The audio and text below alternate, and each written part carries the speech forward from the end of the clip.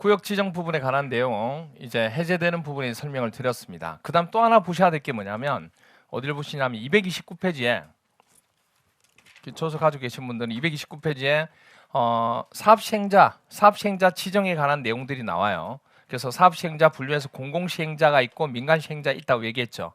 그래서 그런 부분 나오고 그 다음에 뭐 그 부분 지금 크게 안 보셔도 되고 230페이지 보세요.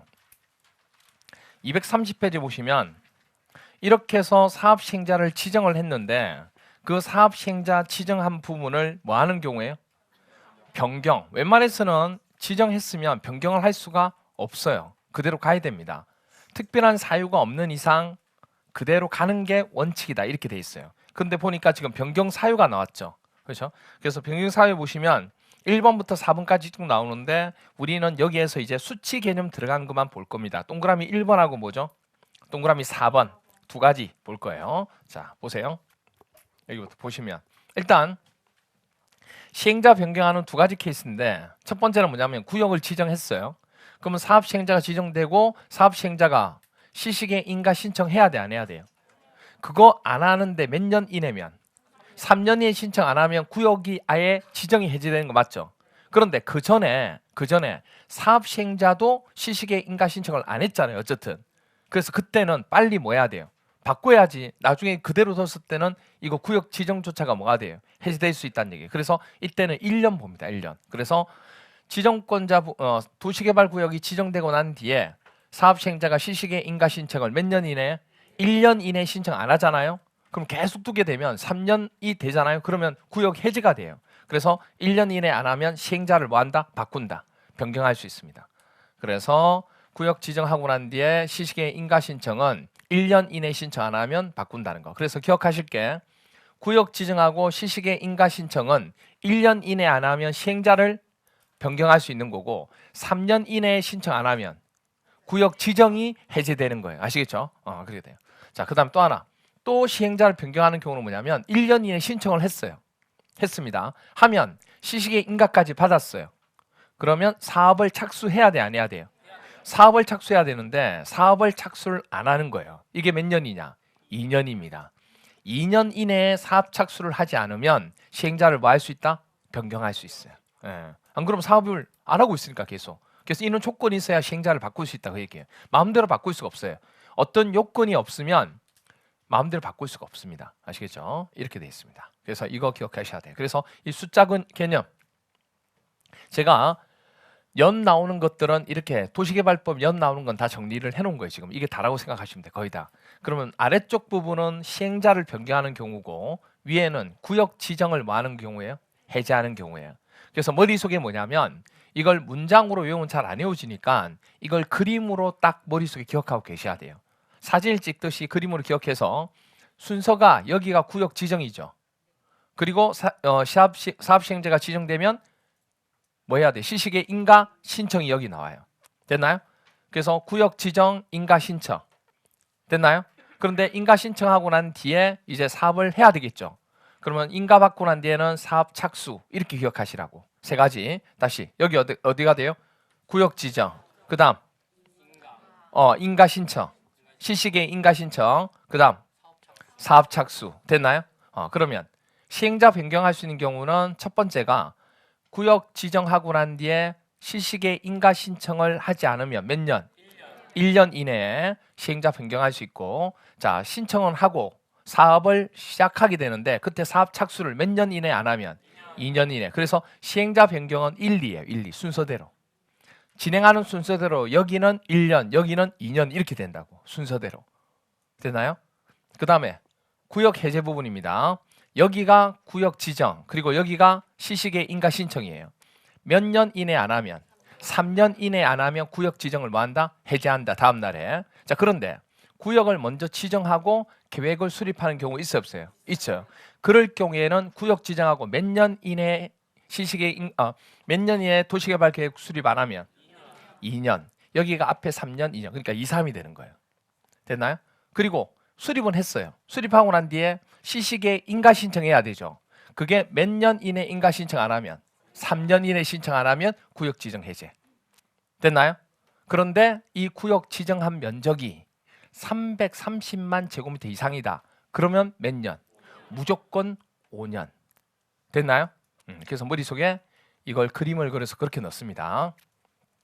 이 박스가 있으면 아래쪽은 뭐죠? 시행자 변경. 그래서 몇 년? 1년, 2년. 아시죠? 밑에 1년, 2년이 돼요. 그 위에 부분은 여기가 3년, 여기가 2년, 여기가 3년, 그리고 330만 제곱미터 이상일 때는 5년. 됐나요? 그게 이제 머릿속에 딱 그려지면 문장이 나왔을 때 바로바로 생각이 나는 거. 어차피 여러분이 생각 안 나는 거 숫자가 생각 안 나는 거기 때문에. 그렇잖아요. 숫자가 생각이 안 나요. 숫자가. 아, 이게 1년인가? 이게 2년인가? 3년인가? 4년인가? 5년인가? 그게 생각이 안 나는 거예요. 그래서 그걸 머릿속에 딱 기억하시는 겁니다. 자, 다시 한 번 더 보세요. 밑에는 이제 사업시행자 변경. 앞에서부터 뭐죠? 1년, 2년, 3년, 2년, 3년, 5년. 됐나요? 됐죠? 됐죠? 예. 네. 문장을 안 하더라도 그렇게 기억하시면 되잖아요. 그림 찍듯이. 다시 한번 볼게요. 여기 1년, 2년, 3년, 2년, 3년, 5년. 됐나요? 예. 네. 오잖아요. 오. 이렇게 되잖아요. 다시 한번 정해 볼게요. 자. 1년, 2년, 3년, 2년, 3년, 5년. 됐죠? 그럼 다 한 거예요. 그럼 제가 이제 뭐 다른 거 안 하더라도 이렇게 하면 바로 나와야 돼. 바로 나와야 돼요. 바로 나와야 돼요. 아시겠죠? 바로 나와야 돼요. 이 봐요. 1년, 2년 할 줄 알았죠? 왜냐하면 시험 문제는 위에가 나올 수도 있고 밑에가 안 나올 수도 있잖아요. 그렇죠? 예. 그러니까 잘 보셔야 돼요.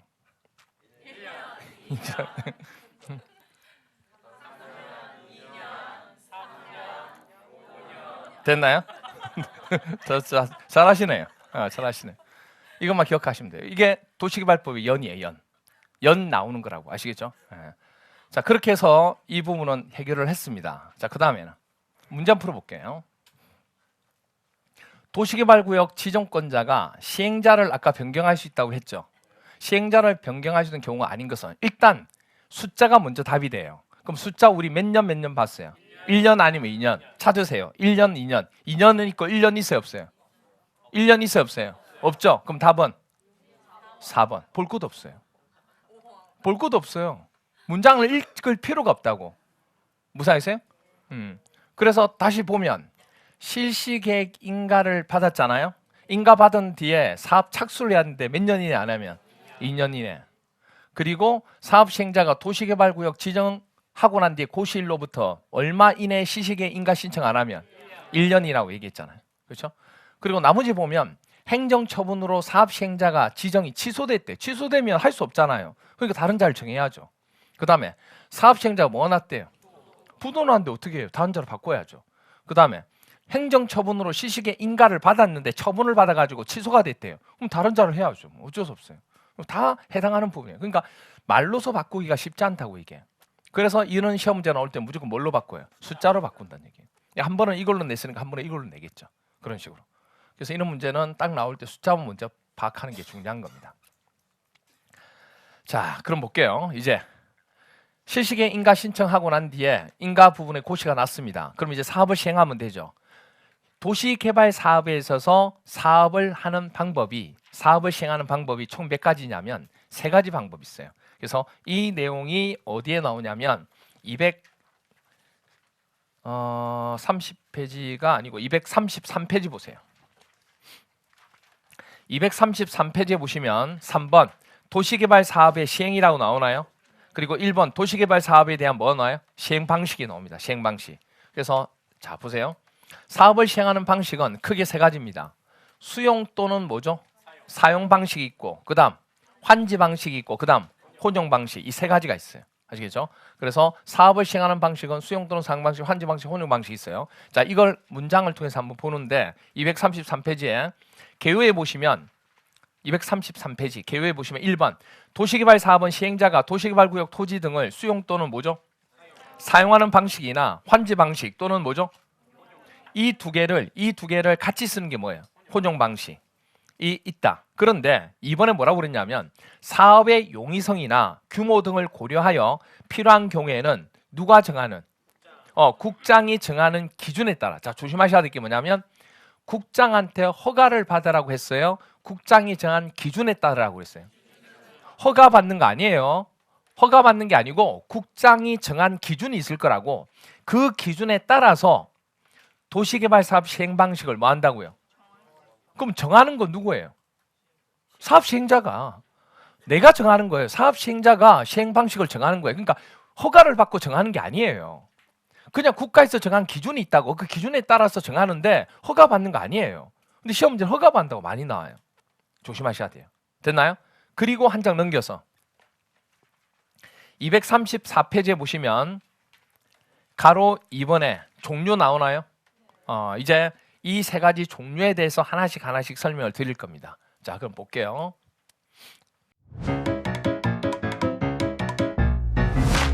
에듀윌 유료 회원만의 특별한 서비스.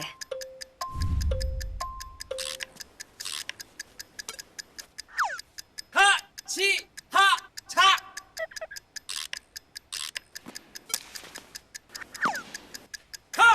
하치하차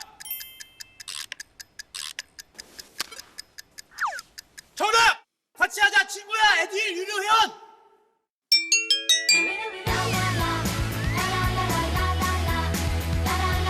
친구 소개하고 현금 받는 혜택. 오직 에듀윌 유료 회원에게만. 에듀윌. 자, 볼까요? 자, 보면 수용 또는 사용 방식이 뭐냐? 딱 봐도 느낌이 알죠? 토지를 뭐 하겠다? 수용하겠다. 수용해서 내가 사용하겠다 그 얘기예요. 그래서 수용 또는 사용 방식은 줄여서 그냥 수용 방식이라고도 얘기합니다. 이걸 또 수사 방식 하면 이상하잖아 이게. 그렇죠? 그래서 그냥 수용 방식 이렇게 얘기해요. 개발되는 토지 가치에 대한 금액을 누구한테? 토지 소유자한테. 토지 소유자한테 누가요? 사업을 하고자 하는 행정청인 국가나 지자체, 행정청이잖아요. 이자들이 뭐하고? 지급하고 사들이는 방식입니다. 그러면 토지 소유자한테 돈 주고 다 산다는 얘기는 이 토지 가격이 높을 때 낮을 때예요. 낮을 때 이 방식을 씁니다. 높은데 주면 이상하잖아요 이게. 아는 사람 혹시 있는 거 아닌가 이렇게 되는 거예요.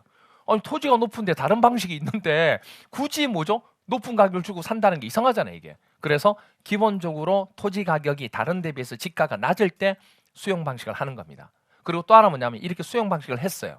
그러면 토지를 다 수용했죠. 그러면 전체 땅을 내가 뭔가를 개발할 수 있잖아요. 그럼 집단적으로 할 수 있어 없어요? 왜? 있죠. 왜냐하면 이게 부분적으로 가지고 있는 게 아니니까 집단적으로 되고 그리고 또 체계적으로 뭔가를 짤 수가 있어요. 어떤 말인지 이해가 돼요? 그런 부분이 특징을 가지는 게 이 수용 방식입니다. 그래서 뭐냐면 보시면 조성이 전혀 안 돼 있어요. 땅들이. 이런 조성을 뭐 하냐면 토지를 다 수용해서 내가 반듯하게 도로 만들고 토지 구획 정리해가지고 건물을 쫙쫙 해서 올리겠다는 얘기예요. 그래서 이쪽 땅이 전부 다 내가 다 토지를 수용한 거기 때문에 집단적으로 개발이 가능하다는 얘기예요. 그래서 개발 규모가 어때요? 되게 큽니다. 그리고 토지 가격이 뭐 할 때 하는 거예요? 낮을 때. 그리고 사업 비용은 처음에 돈 주고 토지를 수용하다 보니까 금액이 많이 들어요. 하지만 전체를 다 수용했기 때문에 그다음부터는 공사가 빨라지는 거예요. 그래서 공사 진행 시간은 단축됩니다. 되게 빠릅니다. 이렇게 돼요. 이게 수용 또는 사용 방식입니다. 됐나요? 근데 이런 방식만 있는 게 아니고 그래서 234페이지 보시면 종류의 수용 또는 사용 방식에서는 체계적이고 그다음 계획적이고 체계적이고 집단적인 걸 가능하도록 한다 그 얘기를 하는 거예요. 자, 그런데 문제가 되는 게 뭐냐면 만약에 토지 가격이 뭐 할 때? 비쌀 때, 지가가 다른 데보다 높을 때입니다. 그렇죠? 이럴 때 어떻게 할 거냐 이 문제입니다. 그럴 때는 이 방식을 씁니다. 뭐예요? 환지 방식. 환지가 뭐냐? 여러분 환전 들어보셨어요? 환전은 돈을 뭐 해주는 거예요? 바꾸는 거. 환지는 뭐를 바꿔주는 거예요? 땅을 바꿔주는 거예요. 옛날에 기억나시죠? 모래 백사장에서 모래 가지고 놀이하면서 두꺼봐 헌집 줄게 새집장 그게 환지. 그게 환지. 예, 그렇죠? 물론 그건 집을 주는 거지만 어쨌든 그래서 환지 방식이라는 것은 조성되지 않은 원형지 있죠. 원형지. 그 원형지를 뭐해서 그렇죠. 조성을 해서 그 토지 소유자한테 다시금 주겠다는 얘기예요. 그러니까 뭐냐면 토지 소유자한테 땅을 뭐 하는 게 아니에요? 수용하는 게 아니에요. 수용하려면 돈이 드니까 돈을 안 들이고 이 땅을 조금 발전할 수 있는 개발할 수 있는 방법이 없겠냐는 얘기예요. 그래서 우리가 어디에서? 그렇죠. 행정청에서 할 수 있는 방법을 생각해내는 거예요. 그게 바로 환지 방식입니다. 그래서 수용된 토지 주인에게 보상금을 지급하는 대신에 개발구역 내에 조성된 토지로 돌려주겠다는 얘기예요. 땅을 뭐해서? 조성해서. 그럼 생각해 보세요. 지금 보시면 알겠지만은 땅들이 도로도 제대로 안 돼 있고요. 구획 안 돼 있고 땅들도 울퉁불퉁하고 산도 있고 막 그래요. 그럼 이런 땅의 가치가 어때요? 엄청 낮죠. 그런데 땅의 가치는 뭐가 되냐면 땅을 건물을 지을 수 있는 땅으로 뭐 했을 때 바꿔줄 때 그때 땅의 가치는 높아지고 또 하나가 많은 사람들이 생각하는 게 뭐가 들어와야 돼? 기반시설. 뭐 철도부터 시작해서 이게 있어야 땅의 가치는 높아지는 거예요. 근데 개인이 그걸 어떻게 확보하고 어떻게 다 짓냐고 쉽잖아요. 그러니까 행정청에서 나서는 거지. 나서가지고 근데 이 땅을 뭐로 해야 돼? 개발은 해야 되니까. 지역의 균형 발전을 위해서 이 땅을 그냥 놀게 줄 수는 없잖아요. 근데 토지를 소용하려 보니까 돈이 세금이 너무 많이 드는 거예요. 이게 지방세도 그렇고 너무 많이 드는 거예요. 안 되겠다. 무슨 방식으로 하자? 환지 방식으로 하자. 땅을 뭐해서 조성해서 이 주인한테 다시 돌려주자. 그래서 이 땅 주인한테 가서 환지 방식으로 하려고 하는데 땅 정말 깔끔하게 만들어서 줄게요. 그러면 나중에 이거 땅 가격이 엄청 올라갑니다. 이렇게 얘기했어요. 그리고 이 토지 소유자 뭐라고 그래요? 사기네 사기 이렇게 돼요. 아니 아무 밑도 끝도 없이 이게 뭐 지금 허허벌판이고 그다음에 산이고 절벽인데 이걸 땅을 건물을 지을 수 있는 땅으로 만들어서 또 나한테 돌려준대. 그럼 너는 뭐 그러면 뭐 가지고 하는 거야? 이렇게 되잖아요. 그래서 한마디 하는 거죠. 뭐 세상에 공짜가 어디 있겠습니까? 본인이 가지고 있는 땅 중에 일부를 많이는 아니고요. 조금만 떼서 저한테 주면 됩니다. 그럼 그걸로 제가 사업비로 충당할게요. 그래? 그거 괜찮은데? 내가 이 땅을 조금 일부 주더라도 지금 땅보다 조성하면 가격이 몇 배도 훨씬 더 많이 오르니까. 그러니까 그게 얼마나 오는지 따져보고 물론 사업을 오케이 하겠지만 무슨 말이 이해가 돼? 그러면 이 사람은 이만큼 전체 중에 이만큼을 주지만 옆에 있는 사람도 전체 중에 뭐죠? 이만큼 주겠죠. 그러면 규모가 커지면 그 땅을 가지고 온 부분 있죠. 그걸 토지 부담률이라고 얘기하는데 토지 소유자가 사업하는 자한테 주는 부담 비율 그 비율이 정해지면 그 비율만큼 해서 받게 되는 거예요. 그럼 그것만 모아도 꽤 양이 많죠. 그럼 그런 땅을 가지고 뭐냐면 환지하지 않고 일단 보류를 해놓는 거예요. 그런 땅을 보류지다 그럽니다. 보류하고 있는 거예요. 환지 안 하고. 왜냐하면 이 땅 가지고 일단은 뭘 만들어야 돼요? 공공시설이 있잖아요. 그걸로 써야 되고 또 하나는 뭐냐면 그 땅 가지고 내가 팔아서 사업 비용을 충당해야 되니까 그 용으로 보류지란 걸 쓰는 거예요. 환지 안 하고. 어떤 말인지 이해가 돼요? 오케이. 그래서 이렇게 돼 있는 땅을 전부 다 뭐냐면 땅을 이제 조성합니다. 이게 원형지에 있는 땅을 조성해요. 그러니까 이게 땅도 가치가 있는 게 여러분들 원형지 있는 땅이 있고 원형지가 돼 있는 땅이 있고요. 그 다음에 또 들어보셨는지 모르겠는데 원형지란 땅은 들어보셨어요? 그러니까 일반 땅이 원형지라고 생각하시면 돼요. 일반 땅이 원형지예요. 그냥 아무 얘기가 없는 땅이 원형지예요. 그래서 그 땅이 있고 또 무슨 땅이 있냐면 택지라고 들어보셨어요? 혹시? 택지 들어보셨어요? 택지가 뭐예요? 건물을 지을 수 있는 땅이에요. 그런데 왜 택지를 사람들이 일반적인 원형지 그러니까 택지가 아닌 땅을 원형지라고 보통 얘기해요. 그럼 택지가 아닌 땅보다 택지인 땅을 선호하죠. 왜 택지를 선호해요? 그렇죠. 기반 시설이 들어오는 거예요. 원형지는 내가 기반 시설을 뭐 해야 돼요? 그렇죠. 돈 주고 투자하고 해야 되는 거예요. 그래서 아까 기반시설 부담구역 기억나시죠? 그렇게 해야 되는 건데 택지는 기반시설이 들어와 있는 거예요. 기반시설 자체를 행정청에서 해준 상태에서 내가 토지 부분만 뭐해서 구입해가지고 거기에다 건물을 지을 수 있도록 해준 거예요. 이게. 그러니까 당연히 뭘 선호한 거예요? 택지를 사람들이 선호하는 거죠. 그래서 공공택지라 그래서 기본적으로 뭐죠? 뭐 LG공사 이런 데서 판매를 하게 되고 막 그렇게 하잖아요. 그럼 그거 나왔을 때 사람들이 많이 구입하려고 하잖아요. 이렇게. 그래서 다 그런 이유가 있는 겁니다. 어쨌든 그렇게 되는데 이때 이 땅 부분이 원형지를 이렇게 조성을 했습니다. 반듯하게. 그럼 땅의 가격이 그만큼 뭐죠? 엄청 오를 수밖에 없죠. 이거는 뭐 그건 당연한 얘기입니다. 그러니까 이렇게 되면 토지의 가치가 높아지는 거죠. 그럼 이용에 대한 효율성이 그만큼 높아진 거예요, 낮아진 거예요? 높아진 거죠. 엄청 높아진 거죠. 좋은 거죠, 이게. 그런 특징을 기본적으로 가지고 또 하나 뭐냐면 이 사람들이 만약에 한다 그러면 공공시설 설치하기를 엄두도 못 냈는데 어디에서 하니까?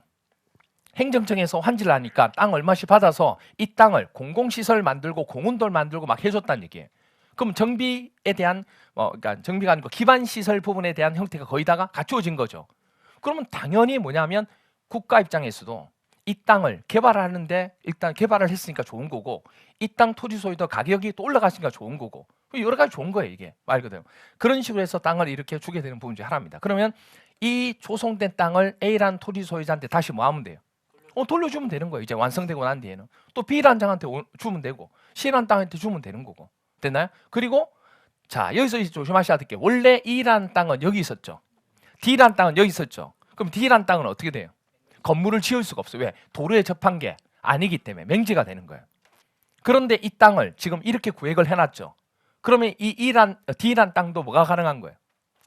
그렇죠. 건축이 가능한 거예요. 대신에 이제 이는 맹지일 때는 땅의 토지 부담률을 뭐 얘기 협의해가지고 조금 더 가져온다든지 뭐 그런 식으로 하겠죠. 다 뭐 있어요. 그거는 계약자에서 환지 계획을 짤 때 다 그런 걸 한다 그 얘기예요. 그러니까 이런 식으로 딱 짜고 F하고 여기 F 집어넣고 여기는 공원 들어가고 해야 되기 때문에 여기 못 있어요. 그럼 일로 가겠죠. 일로 가게 되면 이쪽 도로를 또 내야 되지. 그래야 맹지가 안 되잖아요. 그래서 이쪽 도로에 접하도록 이렇게 또 만드는 거예요. 그래서 원래는 지가 여기에 땅이 있었지만 환지가 되면서 어디로 갔어요? 이쪽으로 간 거예요. 어떤 말인지 이해가 돼요? 원래 어디 있어요? 여기. 근데 어디로 갔어요?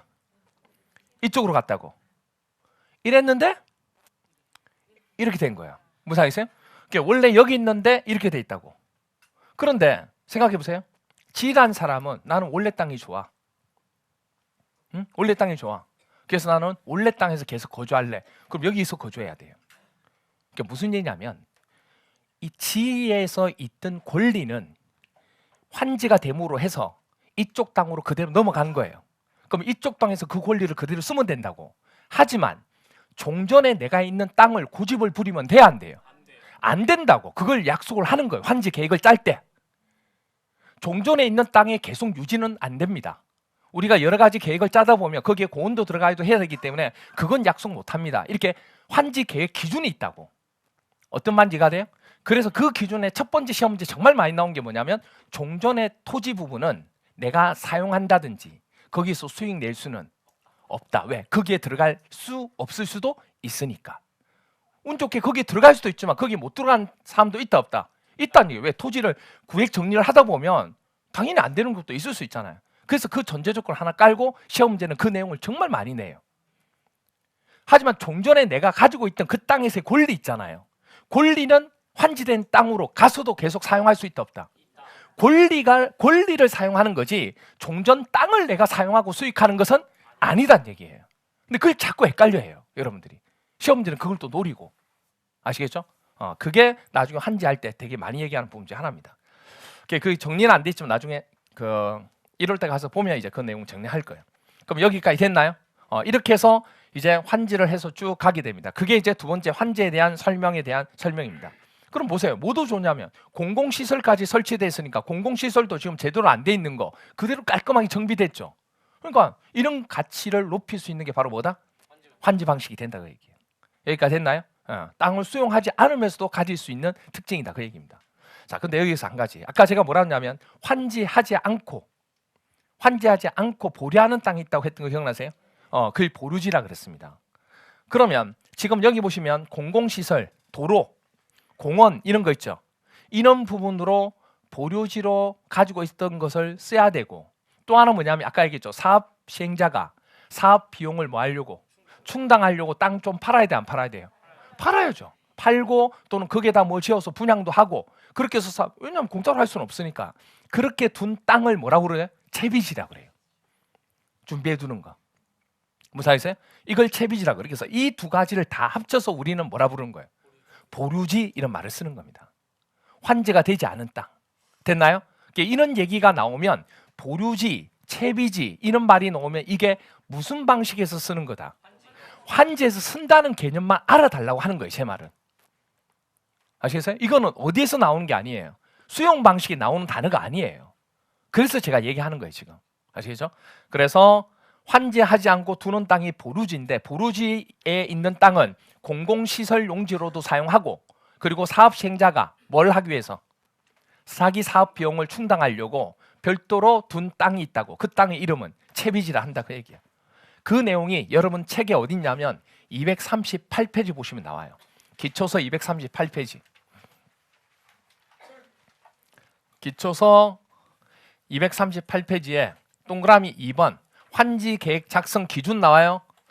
기준 부분. 그 기준에 보면 동그라미 미염에 보시면 채비지 보류제가 나오고 시행자는 도시개발 사업에 필요한 경비에 충당하거나 규약, 정관, 시행 규정 또는 실시계획으로 정하는 목적을 위해서 일정한 토지를 뭐하지 않고 환지로 정하지 아니하고 뭐로 보류지로 정할 수 있다 없다? 있다. 그런데 그 중에 일부를 공공시설로도 쓰지만 뭐로 정해서? 채비지 정해서 도시개발 사업에 필요한 뭐로? 경비, 사업 시행자의 경비로 충당할 수 있는 일 수도 있다 그 얘기예요. 그걸 이제 정리해 놓은 겁니다. 그렇게 하나만 체크해 놓으시면 됩니다. 여기까지 됐나요? 예. 자 그러면 이제 환지 방식은 그럼 보세요. 환지 방식은 물어볼게요. 제가 A, B, C가 있는데 이 A, B, C를 내가 다 수용한 게 아니죠. 그럼 이 각각의 토지 소유자가 따로 존재하는 거 맞나요? 그래서 이 A 토지 소유자가 만약에 내가 이 땅을 조성해 줬으니까 여기다 내가 건물 짓겠다. 그럼 건물 지으면 되는 거예요. 그럼 B는 뭐죠? 거기다 또 건물 지으면 되는 거예요. 그러니까 이걸 전체 다 집단적으로 할 수가 없어요. 이거 하나 따로따로예요. 그래서 개발 규모가 어떻게 돼요?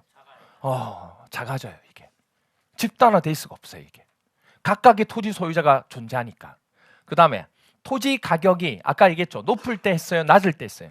높을 때 이 방식을 선택했어요. 그리고 사업 비용 많이 들어요? 안 들어요? 안 들어요. 많이 안 들어요. 이게 토지를 수용하지 않아도 되니까.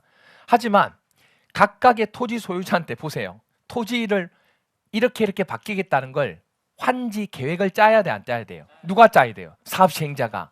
그럼 일일이 토지 소유자한테 가서 체크 받아야 돼, 안 받아야 돼요? 받아야죠. 자기 땅인데 이게 얼마나 민감하겠어요. 그거 왔다 갔다 하다 보면 시간이 엄청 오래 걸려요. 그게 확정돼야 이것도 인가받거든요. 그래서 진행 시간이 상당히 오래 걸립니다. 그래서 답답하면 네가 다 사든지, 답답하면 다 사든지 돈 많으면 이렇게 되는 거예요. 여러분들 그런 부분에 대한 형태도 있다는 거. 여기까지 됐나요? 자 그런데 이 방식하고 아까 얘기했듯이 무슨 방식? 수용 방식 두 개를 같이 하는 게 뭐예요? 혼용 방식. 자 혼용 방식은 뭐냐면 이겁니다. 두 가지가 있는데 혼용 방식이 하나의 토지 부분에서 이 위쪽은 땅의 가격이 조금 싸요. 그래서 이쪽은 수용 방식을 했어요. 근데 여기는 좀 비싸네요. 그래서 무슨 방식이었어요? 환지 방식. 하나의 도시개발 구역에서 환지하고 수용을 같이 한 거예요. 이게 바로 뭐다? 혼용. 그런데 어떻게 같이 했냐면 이쪽 구역과 이쪽 구역, 즉 이쪽 지구와 이쪽 지구별로 어떻게 했어요? 분할해서 여기는 뭘로? 수용, 여기는 뭘로? 환지. 이렇게 한 거예요. 그러면 이거는 분할 중에서도 뭐라고 그러냐면 혼용 중에서도 뭐라고 그래요? 분할 혼용이라고 얘기하는 거예요. 답을 먼저 얘기했어요. 네. 그래서 이게 바로 분할이고 만약에 이렇게 되는 거 있죠. 분할하지 않고 여기 수용, 여기 환지, 여기 환지, 여기 수용 이렇게 하는 게 뭐예요?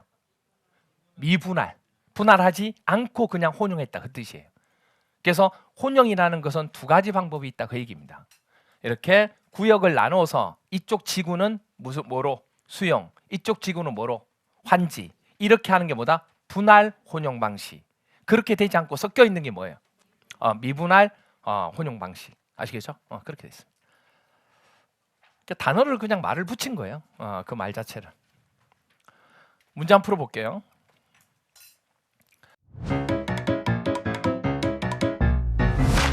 에듀윌 유료 회원만의 명품 자료 서비스.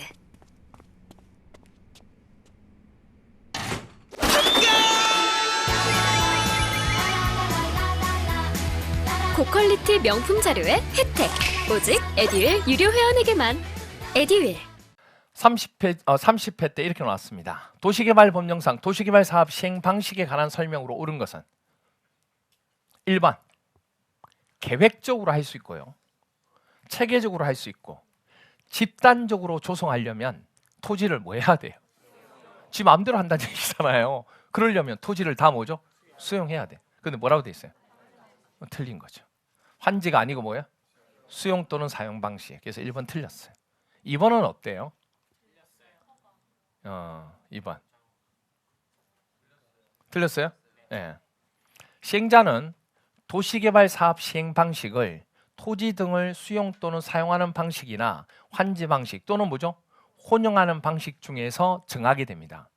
그렇게 정하게 되고 국장한테 허가받아야 돼요.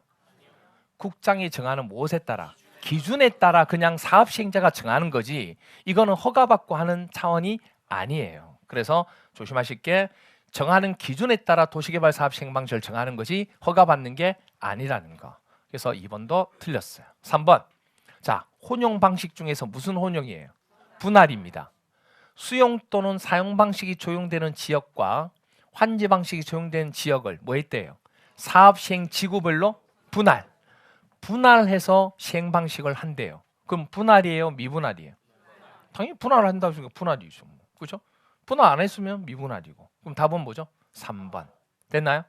그래서 뒤에는 뭐 볼 게 없죠. 3번이 답이니까 이렇게 됩니다. 여기까지 됐나요? 네. 그래서 우리가 사업 시행 방식이라 그러면 이렇게 세 가지 방식이 있다 그 얘기입니다.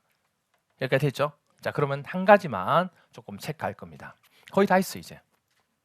거의 다 했습니다. 한 가지만 체크하면 돼요.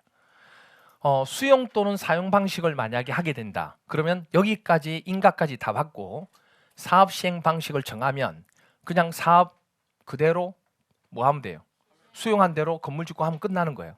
그리고 준공사 받고 끝나는 거예요. 그런데 환지 방식, 혼용 방식은 보통 안 물어보니까 이 환지 방식일 때가 문제예요. 환지 방식은요. 사업 시행 방식으로 이제 계획 인가 부분 나는 환지 방식 하겠다고 다 했겠죠. 그리고 실시계획 작성해서 올렸어요. 그럼 환지 방식으로 결정이 났습니다. 그럼 그 다음부터는 바로 공사를 못 해요. 왜 못 하냐면 어떻게 환지를 하겠다는 계획이 나와야 돼요. 토지 소유자 입장에서는 그 계획을 안 보고 공사하게끔 할 수가 없어요. 토지 조성하세요. 그거 안 된다고. 그래서 먼저 사업 시행자가 뭐부터 작성해야 돼요? 그렇죠. 그래서 그걸 한번 볼 거예요. 그러니까 여기서 우리가 기본적으로 환지 방식 부분이 나왔는데 이 환지 방식이 이 사업 준공사 받기 전까지 어떻게 진행되는지 그걸 보자는 얘기예요. 보면 첫 번째 환지 계획 뭐부터 한다? 작성부터 한다. 이건 없어요. 책이 없어요. 책이 없고 프린트에도 없어요. 나중에 합격서 부분 나오면 그때 이제 세개 부분에 들어가 있는데 이건 그냥 제가 설명하려고 딱 하나 설명하려고 이걸 지금 설명하는 거예요. 이 마지막 끝에 여기에 딱 하나 나와요. 그거 설명하려고 지금 설명하는 거예요. 그래서 이 부분은 지금 몰라도 돼요. 몰라도 되니까 안 드린 거예요. 지금 알아야 되면 제가 드렸죠. 그렇죠? 그러니까 그냥 보기만 하세요. 누가 작성해요? 사업 시행자가 제가 이렇게 환지를 할게요 하고 환지 계획 작성을 합니다. 그럼 작성했으면 누구한테 보여줘야 돼요? 누구 땅을 지금 환지한 거예요? 토지 소유자. 그 땅 토지 소유자. 혹시 토지 소유자가 없으면 누구한테? 임차권자한테. 일단 보라고 알려야 되겠죠. 그렇죠? 공지하면 이 사람들이 봐야 안 봐요? 보겠죠. 그래서 보시면 시행자가 누구한테? 토지 소유자나 임차권자 등한테 뭐 하냐면 통지를 합니다. 이렇게 작성했다고. 그러면 봐야 안 봐요? 보겠죠. 토지 소유자나 임차권자가 봅니다. 쫙 봅니다. 보면서 어떤 생각이 들어요? 괜찮은데 하면 벌 그 이슈가 없는 거고 안 괜찮으면 지적질이 나와야 안 나와요? 야, 이건 이렇게 내가 너 얘기했는데 또 이렇게 했네. 이건 이렇게 하고 이렇게 여러 가지 의견을 제시해야 안 해요? 제시하겠죠. 자기 땅이니까. 자기 땅이잖아요. 제시합니다. 그럼 누구한테요? 이제 바뀐 거죠. 토지 소유자나 임차권자가 누구한테? 시행자한테 이렇게 하려고 의견을 제출합니다. 즉 의견을 제시한 거죠. 그러면 그 의견을 받은 누구는? 시행자는 그 의견을 뭐 해야 돼요? 반영해야죠. 당연히 반영합니다. 다시 환지 계획을 작성합니다. 그래서 환지 계획 반영을 해요. 이걸 몇 번 왔다 갔다 해야 안 해요? 하겠죠. 그러니까 시간이 오래 걸리는 거예요. 이쪽을 너무 했다 그러면 또 이쪽이 뭐라고 그러고 막 이렇게 되는 거예요. 왜 땅이라는 게 그렇게 될 수밖에 없는 경우거든요. 예를 들어서 그냥 공원을 이쪽에 설치했는데 이 땅에 있는 사람들이 왜 공원을 거기다 했느냐? 우리 집 앞에 공원을 냈으면 우리 집 가격이 더 올라갈 건데 이게 되게 이게 엄청나게 이게 다툼이 일어나는 거예요. 그래서 이걸 지금 누가 작성한 거예요? 사업 시행자가. 그래서 토지 소유자가 믿어요, 못 믿어요? 못 믿어요. 왜? 좀 돈 받고 이쪽 사람들한테 뭔가 뭐 받고 이 사람들 좀 더 위해서 뭘 했겠지 이렇게 생각할 수도 있어요, 없어요? 있어요. 그래서 물론 그거에 대해서 또 소송도 하고 막 그래 해요. 다툼도 또 있고. 어쨌든 그렇게 되는데 그래서 환지 계획을 작성하고 난 뒤에 이걸 민간이 어쨌든 사업 시행자가 작성했기 때문에 그걸 행정청에다가 뭘 받고 싶은 거예요. 확인을 받고 싶은 거예요. 그렇게 이렇게 작성한 건 반드시 행정청에서 체크를 해야 되기 때문에 행정청이 뭐 받도록? 인가 받도록 되어 있어요. 왜? 그래야 법적으로 혹시 맞는지 그리고 혹시나 문제가 없는지 이런 걸 판단해야 되니까. 얼마나 문제가 많았겠어요. 그러니까 이제 그걸 법으로 딱 정해놓은 거예요. 그래야 별 얘기 없죠. 그래도 반발하는 세력은 있어요. 그럼 이제 누구한테? 행정청한테 이의 제기를 합니다. 인원수 얼마 이상이 가서 얼마 내용을 얼마 이내에 이의 신청하는 기간이 있다고. 복잡해요 이게 사업 진행 자체가. 이게 집에 못 가는 거예요 공무원들이. 여러분 공무원들이 뭐 그냥 놀고 먹는 거겠지만 꼭 그렇지 않아요. 건축직에 있는 인허가 하는 친구들은 제 전부 다 이제 제자들이죠. 거기다가 인허가로 전국에 다 깔려 있는데 힘들어요. 정말 힘들어요. 힘들지 않은 게 아니에요. 건축직은 인허가 내주는 게 그냥 동양화 찍고 별거 하는 거 없이 보이고 무조건 뭐죠? 오면은 인허가 안 해주는 것처럼 생각하는데 아니에요. 그런 거 아니에요. 뭐 물론 개중에 뭐 안 그런 사람도 있겠지만은 하여튼 그래요. 어쨌든 그렇게 해서 이거를 환지계에 작성해서 이제 뭐 하냐면 환지계 인가 신청을 하는 거예요. 당연히 누구니까. 아까 제가 얘기했죠. 사업 시행자가 행정청일 수도 있고 아닐 수도 있잖아요. 그러니까 비행정청이니까 인가 신청을 하는 거예요. 내가 행정청이 있으면 인가 신청할 필요가 없죠. 내가 그냥 하면 되니까. 그렇게 해서 인가 신청을 이제 합니다. 그러면 이제 인가를 뭐죠? 해주면 되는 거예요. 이거 설명하려고 내가 지금까지 이거 하나 설명하려고요. 환지계 인가를 누가 해주느냐 이거 설명하려고. 이걸 설명해야 이걸 알잖아요. 그래서 환지계획 작성을 해서 사업 시행자가 이 과정을 거쳐서 인가 신청을 하면 행정청이 환지계획 뭘 해줘야 돼요? 인가를 해주면 그걸 가지고 이제 뭘 하면 돼요? 이제 공사를 할 수 있는 거예요. 물론 공사 바로 또 안 돼요. 인가 받았다고 이제 뭐 받아야 돼요? 분양 신청 또 받아야 돼요. 이 복잡해요. 분양 신청 받고 물론 분양 신청 받기 전에 분양 공고부터 하고 분양 신청 받고 그것도 뭐죠? 분양 받은 것 가지고 또 뭐 여러 가지 관리 처분 계획 여러 개 복잡해요. 그리고 난 뒤에 뭐 하죠? 하도 여러 가지 부분 하는 거예요. 이게 형태 자체가 환지 부분에 대한 형태는 정비 부분도 있고 그런 부분하고 비슷한 부분도 있어요. 이게 전체적으로 어쨌든 그렇게 돼요. 여기까지 됐나요? 그러면 중요한 거 이겁니다. 환지계 인가를 누가 해주느냐? 누가 해줘요? 시도지사, 대도시장, 국장이 아니에요. 그자였으면 제가 이때까지 이렇게 얘기도 안 해요.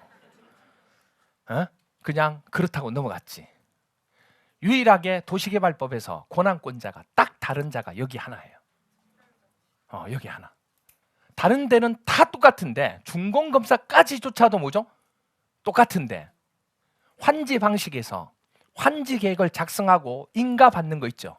그래야 공사를 착수하니까 인가 받는 인가권자만 딱 달라요. 수용 방식은 상관없고 혼유상은 딱 누구만 환지 방식에서만 환지 계획 작성하고 환지 계획 인가해 주는 자만 다르다고. 누가 해주느냐? 자, 환지는 땅이죠. 땅이 바뀌는 거죠. 땅은 어디에 있어요? 물론 도시에 있죠. 땅은 어디 있냐면 맨 밑에 있어요. 땅은 위에 있지 않고 어디 있다고요? 맨 밑에 있다고.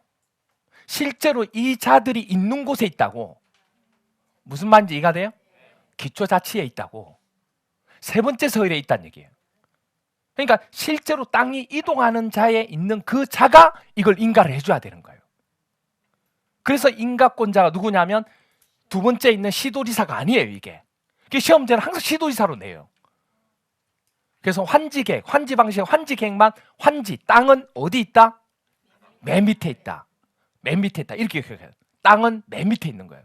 그래서 세 번째 서열에서 이루어지는 거예요. 그래서 환지계 인가권자는 누굽니까 물어보면 여기 세 번째 서열. 그럼 누가 돼요? 얘기해 주세요. 특별자치 도지사, 시장, 군수, 구청장 이렇게 되는 거예요. 광역시라 그러면 구청장, 특별시면 자치구청장, 뭐 다 자치지만 도는 또 이 시군 이렇게 되는 거예요. 됐나요? 그래서 환지 계획의 인가권자만 세 번째 서열. 여기는 특별자치도는 세 번째 서열이 없다고 얘기했잖아요. 그 강원도 빼고는. 그래서 이자가 이 역할까지 같이 해야 되기 때문에 얘기하는 거예요. 여기까지 됐나요?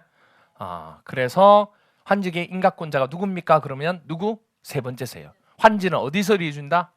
땅에서 이루어진다. 그럼 땅은 어디 있어요? 세 번째 서열. 그걸 기억하셔야 돼요. 그래서 이 내용이 여러분들 교재 가지고 계신 분들은 238페이지에 바로 4번 동그라미 4번 환지계획 인가에서 행정청이 아닌 시행자가 환지계획을 작성할 경우에는 특별자치도지사, 시장군수, 구청장이 뭘 받으라? 인가를 받아야 된다. 이렇게 나온 거예요. 됐나요? 예.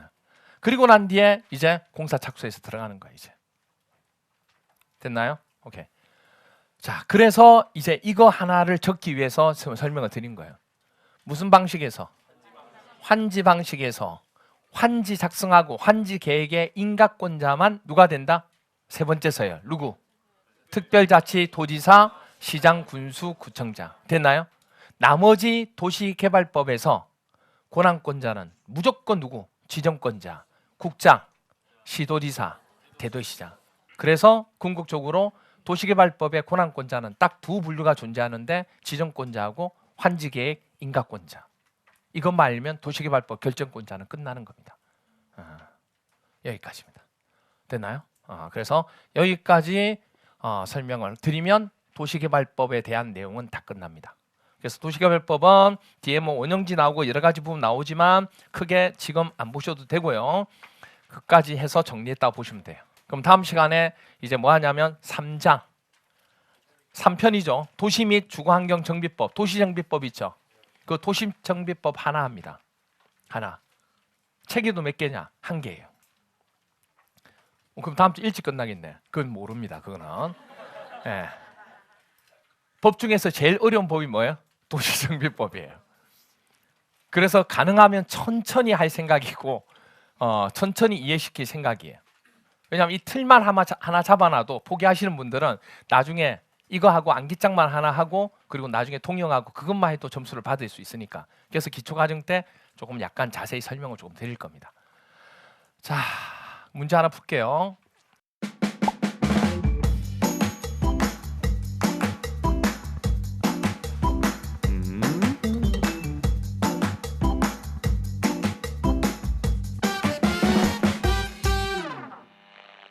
(25일) 때 이렇게 나왔어요. 환지 방식에 의한 사업 시행에 관한 설명으로 틀린 것은 1번 어때요? 1번. 자, 1번. 1번. 그래요. 1번. OX. 그러니까 보세요. 객관식이기 때문에 항상 O 아니면 X예요. 예. 그래서 OX를 잘해야 된다는 얘기가 그 얘기예요. 그래서 아침마다 올라오는 밴드 부분 절대 소홀히 하지 마세요. 밴드 꾸준하게 하셔야 돼요. 맞아요, 틀려요? 자, 잘 보세요. 사업 시행자가 누구래요? 우리는 지금까지 행정청이 아닌 자를 가정하고 했어요. 그런데 행정청이 되든 행정청이 아닌 자가 되든 사업 시행자는 똑같아요. 행정청이 시행자가 뭐를 작성했대요? 시행자가 환지계획을 작성하는 거니까 당연히 작성했대요. 그러면 그거를 해당 토지에 누가 있대요? 그럼 일자권자한테 의견 들어야 돼, 안 들어야 돼요? 공람 기간을 정해서 시행자에게 응인서를 제출할 수 있다, 없다? 있다. 맞잖아요. 그게 행정청이든 행정청이 아니든 상관이 없어요. 우리는 비행정청으로 했지만 여러분은 행정청이 나오더라도 그거 그대로 간다고 생각하고 지금 문제를 푸신 거예요. 그렇게 푸는 거예요. 문제는. 모든 걸 다 알아서 푸는 거 아니에요. 2번은 안 한 거예요. 동그라미 2번은 안 한 거예요. 안 한 걸 보는 거예요, 지금.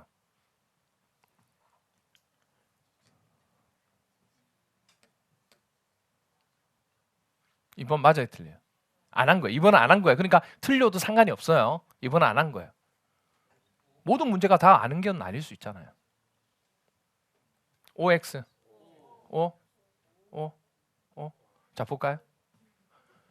토지 소유자가 환지 제외 신청. 제외 신청이 뭐예요? 환지 안 하겠다. 모두가 예할 때 아니하는 사람도 있어요, 없어요? 있죠. 어디가 모두가 다 예해요. 이 사람 안 하겠다. 저 환지 안 하겠습니다. 그걸 환지 부지정이라고 그래요.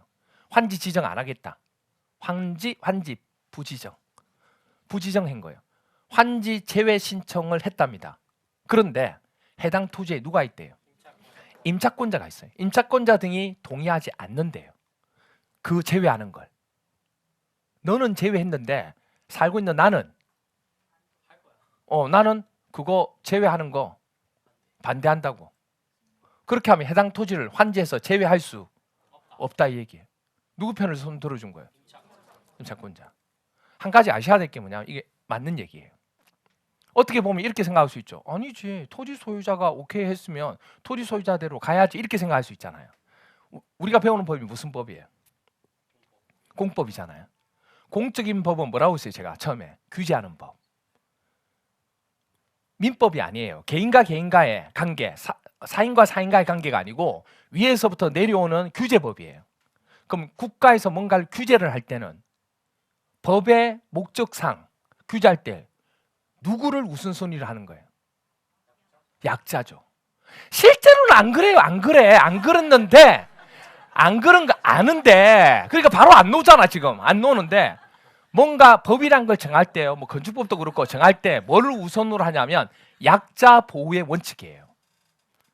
규제를 할 때 약자, 그러니까 어떻게 보면 좀 억울한 경우도 있어요. 야, 이 말이 돼? 특히 교통법규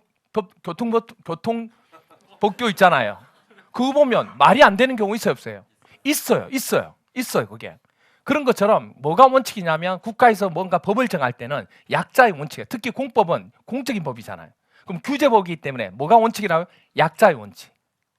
아니, 임차권자는 내 땅이잖아요. 근데 임차권자가 있다고 해서 이거 말이 돼? 이렇게 될 수 있다고. 그런데 약자의 원칙이라고 그랬잖아요. 그 법의 태도에 안에 두는 게 공법이라고. 그 마인드를 일단 가지고 계셔야 돼. 공법은. 그래야 우리가 안 배웠던 내용이 나오더라도 답을 선택하는 데 있어서 편하다는 그런 걸 얘기하는 거예요, 제가.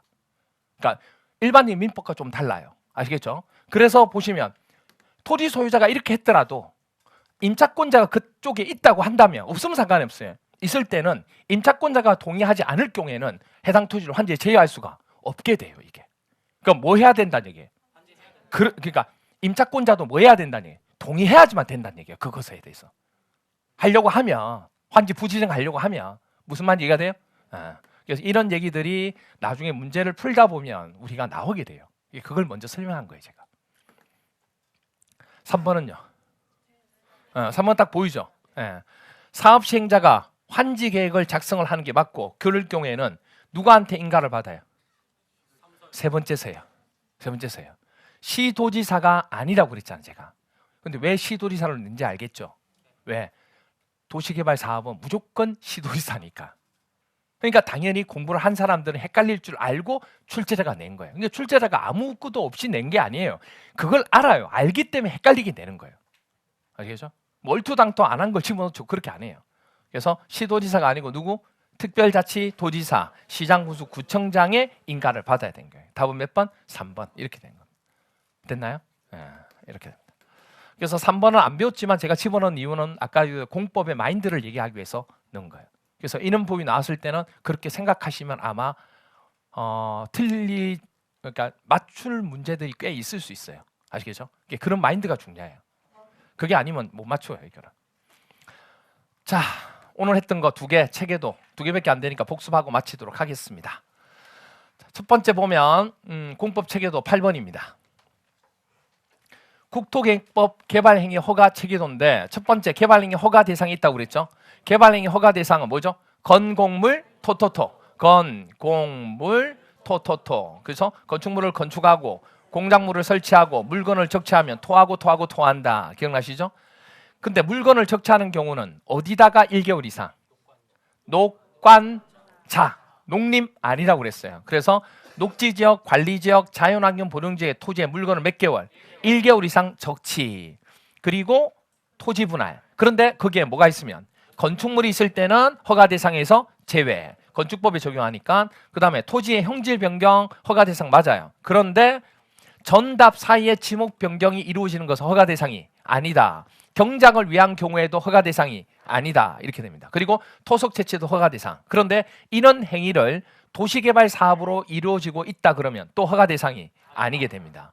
이렇게 해서 개발행위 허가 대상이 되면 계획서를 첨부해서 개발행위 허가 신청을 하게 됩니다. 신청하면 허가 기준이 있어요. 그 기준에 맞아야 허가를 해주는데 그 기준은 뭐였죠? 모개성 사업주기, 모개성 사업주기 이렇게 됩니다. 이때 뭐가 뭐죠? 규모에 맞아야 돼요. 그래서 규모에 적합할 것. 그 규모라고 하는 것은 크게 세 가지로 분류했는데 뭐냐면 농공관리 3명만, 뭐 상준호 임마 됐나요? 5천은 보존해야지 이렇게 됩니다. 그래서 이런 식으로 농림, 공업지역, 관리지역 3만, 그리고 상업지역, 주거지역, 자연녹지지역, 생산녹지지역 1만 제곱미터 미만, 그리고 보존녹지지역, 자연환경 보존지역 5천 제곱미터. 보존 들어간 거 전부 다 이렇게 돼요. 자연환경 보존지역 부분 빼고 이렇게 돼요. 그 다음에 걔는 도시군 관리계획을 통해서 결정했으니까 관리계획과 그 다음에 성장관리계획 배웠죠 우리. 이런 부분의 내용에 어긋나지 않을 것. 왜냐하면 이런 계획 부분은 실제로 개발 행위가 이루어지는 부분에 해당하는 거지만 이건 개발 행위가 안 이루어지는 곳이니까 이것도 같이 넣어서 이제 얘기하는 거예요. 그 다음에 무슨 사업? 도시군 계획 사업 시행 주지 않아야 되고, 그리고 주변과 조화를 이루어야 되고, 그리고 기반시설 확보가 돼야 되고 이렇게 됩니다. 이렇게 허가 기준에 맞으면 허가를 해줍니다. 그때 허가권자 누구예요? 도시군 관할구역 장, 특별시장, 광역시장, 특별자치시장, 특별도시사시장 또는 군수가 돼요. 자, 그리고 허가권자가 허가를 내줄 때 구역 3군데를 정한다고 그랬어요. 그때 성장관리계획구역 뭐를 막기 위해서? 난개발을 막기 위해서 개발이 많이 되고 있는 곳은 개발밀도관리구역, 개발이 안 된 곳은 기반시설 부담구역이라고 정해놓게 되는데 이때 정한 자가 누구다? 허가권자. 이걸 지정한 자는 허가권자 이렇게 됩니다. 그렇게 해서 허가를 내주고 난 뒤에 건물이 완성이 되었습니다. 완성되면 뭐 하게 돼요? 준공검사. 그런데 허가 대상 중에서 준공 대상에서 제외되는 게 있어요. 행정청한테 준공을 받을 필요가 없는 2가지가 있다고. 물건의 적치하고 토지 분할 이 2가지는 준공검사 대상에서 제외된다. 됐나요? 오케이. 그래서 여기까지가 체계도 8번 부분까지 설명을 드렸습니다. 그 다음 하나가 이제 체계도 9번 도시개발법의 도시개발 사업에 대한 체계도입니다. 먼저 도시개발 계획을 수립을 하게 되죠. 계획 수립하고 난 뒤에 수립권자가 수립하고 난 뒤에 뭐 하죠? 구역을 지정합니다. 근데 보통 같이 이루어진다고 얘기했습니다. 그때 그래서 둘이 구역을 지정하는 자가 계획도 수립하는 거니까 수립권자와 지정권자는 누가 된다? 국장, 시도지사, 대도시장. 뭐 원칙 이런 거 따지고 안 했을 때 그냥 이렇게 됩니다. 됐나요? 그 다음에 도시개발구역 지정하고 난 뒤에 계획을 수립하는 예외적인 사항이 있어 없어요? 있죠. 그때 예외적인 사항이 해당되는 지역이 있습니다. 뭐 있어요? 공모. 도시개발계획을 하기 위한 공모를 한다든지 또 뭐죠? 자연녹지지역, 생산녹지지역, 도시지역 외지역, 개발 안 되는 곳. 그리고 누가? 국장이 뭐 때문에? 지역균형 발전을 위해서 지정하는 지역은 다 됩니다. 하지만 무슨 지역은 안 돼요? 자연환경 보존지역만 제외. 그리고 또 주상공이 구역 정한 곳에 몇 프로 이하면 30% 이하가 되면 가능하다. 됐나요? 이렇게 되고 이렇게 구역이 지정되면 사업하고자 하는 사업시행자를 지정하게 되는데 이 지정 누가 하게 돼요? 지정권자. 그럼 사업시행자가 정해졌어요. 그럼 사업시행자가 정해지면 제일 먼저 뭐 하죠? 실시계획, 인가 신청을 합니다. 그럼 인가 신청을 하면 인가권자가 인가를 해주면 돼요. 그래서 인가 실시계획 인가를 해주고 고시를 합니다. 누가 해줘요? 지정권자. 모르면 지정권자예요. 도시개발법에서는. 뭐 모르겠다? 지정권자. 이렇게 돼요. 그리고 이제 여기서 구역을 지정했는데 시식의 인가 신청을 몇 년 이내에 안 하면 3년 이내에 하지 않으면 구역 지정은 언제? 그 3년이 되는 다음 날에 해제가 된다. 됐죠? 그리고 구역 지정하고 난 뒤에 계획을 수립하는 경우 있잖아요.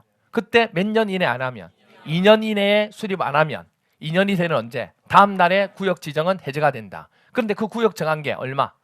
330만 제곱미터 이상이면 몇 년? 5년이 되고 그 다음에 계획을 수립하고 난 뒤에 시식의 인가를 신청합니다. 그게 몇 년? 3년. 이것도 그 안 되면 다음 날. 그런데 이게 만약에 330만 제곱미터 이상인 구역이었다면 이것도 몇 년? 5년. 그래서 330만 넘으면 무조건 몇 년? 5년 이렇게 기억하면 돼요. 그렇게 하고 난 뒤에 인가 부분 받고 난 뒤에는 이제 사업을 하면 돼요. 사업 시행하는 방식 부분이 있는데 사업 시행 방식, 시행자 부분부터 보죠. 시행자를 변경할 수 있는 경우는 구역 지정하고 시식의 인가 신청을 몇 년 이내 안 하면 1년 이내에 안 하면 시행자를 변경할 수 있고 그 다음에 인가를 받고 난 뒤에 사업 착수해야 되는데 몇 년 이내 안 하면 2년 이내에 착수하지 않으면 또 또 뭐가 돼요? 시행자를 변경할 수 있고 그렇게 됩니다. 그렇게 해서 사업을 시행하게 되는데 사업 시행 방식은 총 3가지가 있어요. 뭐죠? 수용 또는 사용 방식, 환지 방식, 혼용 방식. 체계적이고 계획적이고 집단적인 방식은 수용 방식. 지가가 높을 때 쓰는 방식은 환지 방식. 대지의 효용 가치를 높이는 방식은 혼용 방식 아니고 환지 방식. 환지 방식. 혼용 방식에 대한 특징은 없어요. 혼용 방식 시험 문제 안 나와. 무사해서 종류만 그냥 얘기하는 거예요. 그 다음에 또 하나가 뭐냐면 공공시설 부분을 정비할 수 있는 경우는 환지 방식. 그렇게 됩니다. 됐죠? 그렇게 되고 이 중에서 이제 환지 방식을 하게 될 때 환지 방식 할 때 환지 계획을 작성합니다. 누가요? 사업 시행자가. 그렇게 해서 인가권자한테 환지 계획 인가를 받게 돼요. 그때 환지 계획 인가권자는 누구다? 3번째 서열 누군데요? 특별자치, 도지사, 시장, 군수, 구청장 이렇게 됩니다. 그리고 사업 시행하고 난 뒤에 이제 준공사를 받습니다. 준공사 받고 난 뒤에 그다음 이제 뭐 해야 돼요? 예. 그렇죠. 공사 완료. 준공사 누가 하게 돼요? 지정권자. 이렇게 돼요. 또 놓쳤어요. 또 놓쳤어. 그다음에 공사 완료 공고하는데 이 공사 완료 공고라는 것은 이제 다 끝난 거죠. 그러면 이제 개발 구역 지정을 뭐 하면 돼요? 해제하면 돼요. 해제는 언제? 다음 날 해제하게 됩니다. 됐나요? 오케이. 그래서 여기까지가 9번 도시개발법 도시개발 사업 체계도 부분입니다. 그래서 이 2가지 오늘 했던 거 이 2가지밖에 안 되지만 여러분 걸로 소화를 하셔야 돼요. 지지고 복구해서 여러분 걸로 만들어 주셔야 이게 나중에 헷갈리지가 않습니다. 왜냐? 지금 외워도 나중에 하면 또 헷갈려요. 그러니까 계속 꾸준하게 해주셔야 여러분께 됩니다. 그래서 부탁드리는데 꼭 꾸준하게 조금 해주시기 바랍니다. 아시겠죠? 오케이, 오늘 여기까지 하도록 합니다. 동상 보시면 고생 많이 했고 여러분도 고생 많이 했습니다. 수고했습니다.